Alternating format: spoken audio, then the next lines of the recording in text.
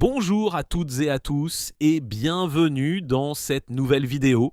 Aujourd'hui, nous allons parler d'un sujet qui touche de plus en plus d'automobilistes et qui, sous ses airs de solutions miracles, cache une réalité financière parfois brutale.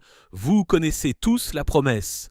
Une voiture flambant neuve tous les 3 ou 4 ans, un loyer mensuel attractif de 199 ou 299 €, l'entretien inclus et surtout aucune prise de tête au moment de la revente. C'est l'argument massu de la LLD, la location longue durée. Sur le papier, c'est le rêve absolu. La publicité nous vend une liberté totale. Mais il faut qu'on se dise les choses franchement, derrière les vitrines rutilantes des concessionnaires et les sourires commerciaux, la LLD est une machine financière redoutable. Et croyez-moi, cette machine n'a pas été conçue pour vous faire des économies. Le véritable modèle économique des loueurs ne repose pas seulement sur les loyers que vous versez chaque mois, leur véritable mine d'or, la poule aux œufs d'or. Elle se déclenche le tout dernier jour de votre contrat. Ce jour fatidique où vous venez rendre les clés. Aujourd'hui, nous allons enlever nos lunettes roses, nous allons décortiquer ensemble la mécanique implacable de la LLD, explorer les lignes écrites en tout petit au dos de votre contrat, et je vais vous donner toutes les clés pour ne pas tomber dans ce qui s'apparente, pour beaucoup de foyers, à un véritable piège financier. Installez-vous confortablement, on rentre dans le vif du sujet. Commençons par le premier piège, et c'est sans doute le plus vicieux car il se joue dans notre tête, l'illusion de propriété. Quand vous signez une LLD, vous repartez avec la voiture. Vous la garez devant chez vous, vous mettez le siège auto des enfants à l'arrière, vous installez votre support de téléphone, vous la lavez le dimanche matin. Psychologiquement, le cerveau fait une association très simple, c'est ma voiture. Et parce que c'est votre voiture au quotidien, vous finissez par avoir la même tolérance qu'avec un véhicule acheté à crédit. Un petit coup de portière sur le parking du supermarché, une jante très légèrement frottée contre un trottoir un peu trop haut, une micro-rayure sur le pare-choc arrière à cause d'une valise, on se dit tous la même chose, ce n'est pas grave, c'est l'usure normale, c'est la vie de la voiture. Sauf que, juridiquement parlant, cette voiture ne vous appartient pas, vous n'êtes qu'un locataire. Et le loueur, lui, n'a aucune attache sentimentale avec ce véhicule. Pour lui, c'est un actif financier qui doit être revendu sur le marché de l'occasion au prix fort une fois que vous l'aurez rendu. C'est là que le piège se referme. Le jour de la restitution, votre voiture n'est pas inspectée par le commercial sympathique qui vous l'a vendue, mais par un expert indépendant, souvent mandaté par un grand cabinet d'expertise. Et cet expert, il ne vient pas regarder votre voiture. Il vient l'ausculter à la loupe, sous des néons surpuissants. Il va appliquer ce qu'on appelle un barème de restitution. Ce barème fait une distinction chirurgicale entre l'usure considérée comme normale et les dommages dits anormaux. Et devinez quoi ? La tolérance est proche du zéro absolu. Ce petit coup de portière que vous ignoriez, il va être facturé comme une remise en peinture complète de l'élément. La jante est raflée, facturée au prix d'une jante neuve d'origine constructeur. L'expert va chiffrer les moindres défauts en utilisant les tarifs de la concession avec des pièces neuves et une main-d'œuvre au tarif fort. C'est ainsi que des dizaines de milliers d'automobilistes se retrouvent avec des factures de restitution de 1 500, 2 000, voire 3 000 €. Vous pensiez avoir maîtrisé votre budget automobile pendant 3 ans et soudainement vous devez débourser l'équivalent de 10 mois de loyer d'un seul coup. Passons maintenant au deuxième grand danger, la guillotine kilométrique. Regardez attentivement les offres à prix cassés à la télévision ou sur Internet. Ces mensualités minuscules sont presque toujours calculées sur des kilométrages annuels irréalistes, souvent 10 000 km par an. Pour la majorité des gens qui font des trajets domicile-travail, déposent les enfants, partent en week-end et en vacances l'été. 10 000 km, c'est avalé en 7 ou 8 mois. Le contrat est très clair, tout kilomètre supplémentaire sera facturé à un prix prohibitif. On parle en général de 5 à 40 centimes d'euros par kilomètre excédentaire selon la gamme du véhicule. Faisons un calcul très simple. Vous avez signé pour 30 000 km sur 3 ans. Finalement, la vie a fait que vous en avez roulé 45 000. Vous avez donc 15 000 km de dépassement. À 20 centimes le kilomètre supplémentaire, cela vous fait une facture sèche de 3 000 € à la restitution. Mais là où le système est particulièrement déséquilibré, c'est dans l'autre sens. Imaginons que vous ayez payé pour 45 000 km, mais qu'avec le développement du télétravail, vous n'ayez roulé que 25 000 km. Vous rendez au loueur une voiture avec 20 000 km de moins que prévu, une voiture qui a donc gardé une valeur de revente beaucoup plus élevée sur le marché de l'occasion. Le loueur va-t-il vous rembourser la différence ou vous faire un chèque pour vous remercier? Absolument pas. Dans la quasi-totalité des contrats de LLD classiques, les kilomètres non roulés sont définitivement perdus pour vous, mais gagnés pour le loueur. C'est le principe de la maison qui gagne à tous les coups. Abordons maintenant un point crucial, peut-être le plus terrifiant, et pourtant celui dont personne ne parle avant qu'il ne soit trop tard. J'appelle cela le cauchemar de la perte totale. Mettez-vous en situation, vous avez votre voiture en LLD depuis 1 an, un matin vous descendez dans la rue, la voiture a été volée. Ou bien pire, vous avez un gros accident, vous n'êtes pas blessé, mais la voiture est déclarée épave. C'est ce qu'on appelle un sinistre total. Vous appelez votre assurance auto classique, même si vous êtes assuré tout ce risque. L'expert de votre assurance va évaluer la valeur de la voiture sur le marché de l'occasion au jour du sinistre.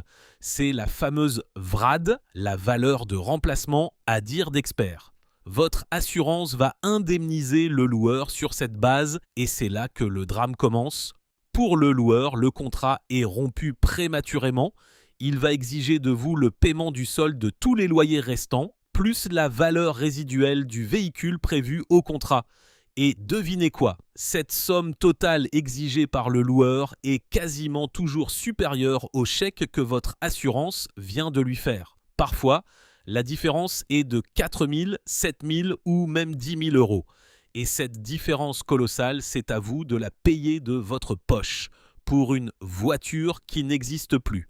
Il existe une solution, une ligne de défense indispensable, l'assurance perte financière.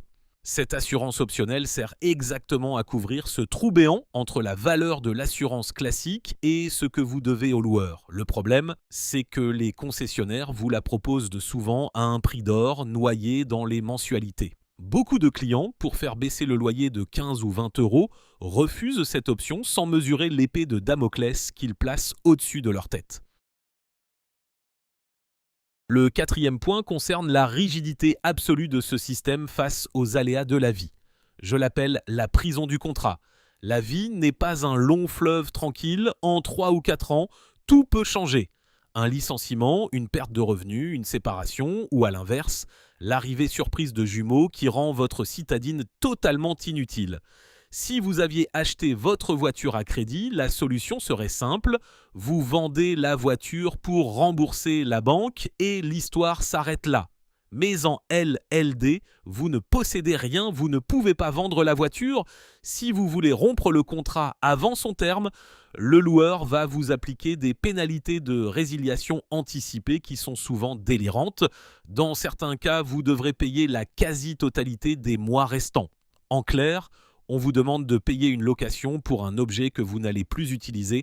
Cette rigidité enferme des milliers de foyers dans des situations de surendettement car les contrats ne prévoient aucune clause de souplesse, aucune porte de sortie gratuite en cas d'accident de la vie. Alors, face à ce tableau qui peut paraître bien sombre, sommes-nous totalement démunis? Faut-il fuir la LLD à tout prix? Non, pas forcément. La LLD peut être pertinente, mais uniquement si l'on joue le jeu avec une lucidité totale et qu'on applique des règles strictes. Voici donc le plan d'action, votre guide de survie face à la LLD. Première règle d'or, ne rendez jamais une voiture sans l'avoir préparée. 1 mois avant la date de restitution, prenez la voiture et allez voir le petit carrossier indépendant de votre quartier. Montrez-lui le véhicule, lui, il pourra vous polir une grosse rayure, redresser une petite bosse avec du débosselage sans peinture ou repeindre une jante pour une fraction du prix que le loueur vous facturera. Dépenser 300 € chez un artisan local peut vous éviter 1500 € de pénalité à la concession. Faites également un nettoyage intérieur et extérieur digne d'un professionnel. Une voiture qui arrive propre et brillante mettra toujours l'expert dans de meilleures dispositions psychologiques. Deuxième règle, surveillez votre compteur comme le lait sur le feu. Si, au bout de 18 mois, vous vous rendez compte que vous allez exploser votre forfait kilométrique, n'attendez pas la fin, appelez l'organisme de financement. La plupart des contrats permettent de réajuster le kilométrage en cours de route. Votre loyer va augmenter légèrement, certes, mais ce réajustement officiel vous coûtera infiniment moins cher que la pénalité, au kilomètre facturé le dernier jour. Troisième règle, et on y revient, souscrivez impérativement à une assurance perte financière. Mais ne prenez pas aveuglément celle de la concession. Appelez votre assureur personnel, celui qui gère votre contrat auto ou votre maison. Très souvent, il propose cette même garantie en option sur votre contrat auto principal pour un tarif 2 à 3 fois moins cher que ce qu'essaie de vous vendre le concessionnaire. Quatrième et dernière règle, lisez les petites lignes avant de signer. Demandez expressément qu'on vous remette le barème de restitution ou le guide de l'état standard. Regardez concrètement ce qui est toléré et ce qui ne l'est pas. Demandez à quelle hauteur s'élèvent les frais de résiliation anticipés. Ne vous laissez pas endormir par le discours ambiant qui ne vous parle que de tranquillité d'esprit. La location longue durée n'est pas une arnaque au sens juridique du terme, c'est un contrat. Et comme tout contrat, il engage celui qui le signe. Mais c'est un produit asymétrique où le rapport de force est en faveur des professionnels de la finance automobile en comprenant comment ils gagnent leur argent, en anticipant les pièges de la restitution, du kilométrage et de l'assurance. Vous reprenez le contrôle. Le but n'est pas d'avoir peur, le but est d'être informé. Ne laissez plus personne gérer votre budget à votre place avec de fausses promesses de sérénité absolue. J'espère sincèrement que ces informations vous seront utiles, qu'elles vous permettront d'y voir plus clair si vous devez prochainement changer de voiture ou si vous êtes actuellement engagé dans une LLD.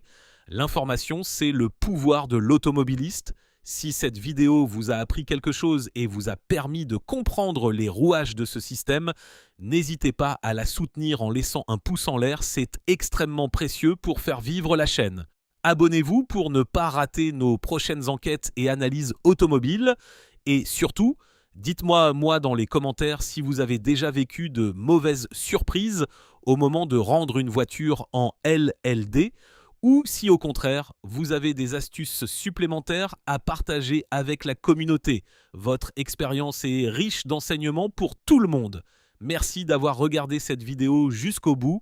Soyez prudents sur la route et soyez surtout très vigilants avec votre portefeuille. À bientôt.